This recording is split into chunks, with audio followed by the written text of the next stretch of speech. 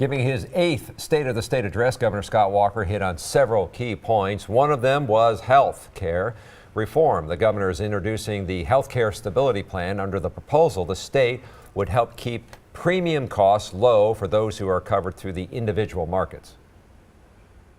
This is not a Republican or a Democrat issue. It is a Wisconsin issue. We listened to the people and created a Wisconsin solution. The bill would also guarantee coverage of pre-existing conditions. So funding education, also a key issue on the governor's speech this afternoon. Walker wants to find additional ways to put more resources into the classroom. He hopes to build off of the historic investment made to K-12 education last year. Many of these schools have unique needs related to transportation and to the size of the district. I want to ensure educational excellence everywhere. With that in mind, we have a plan that will increase sparsity aid and a plan to help out low-revenue school districts. Now, the governor also said educational and vocational training are keys to leading to a strong workforce. Reaction to the address has come from both sides of the aisle. Tom Durian live in Madison with that side of the story. Tom? Yeah, Charles Shannon, generally, of course, a state of the state takes you year to year, but this was definitely a kickoff for the governor's re-election campaign. Looking back over his last 8 years, Democrats, however, were happy to hear that the governor wants to work with them on issues that are historically from their side of the aisle.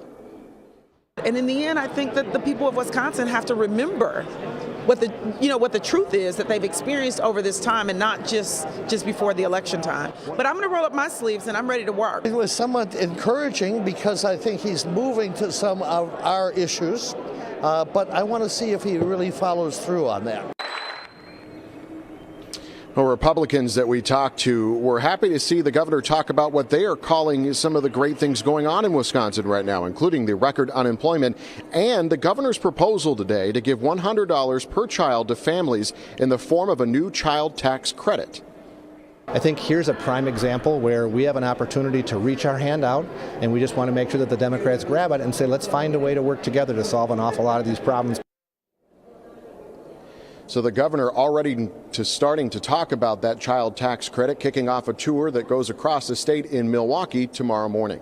Reporting live at the Capitol, Tom Durian, today's TMJ4. All right, Tom, thanks. Before today's speech, Governor Walker proposed a $50 million annual investment in rural development projects. The governor says the money would mostly be used to help private investment, improve productivity, and fill jobs in rural areas. Democratic Senator Tammy Baldwin says the Trump administration needs to do more to boost rural development in Wisconsin. She says, quote, Washington must be a stronger partner to our rural communities in order to support rural business development, create jobs, and spur new economic growth.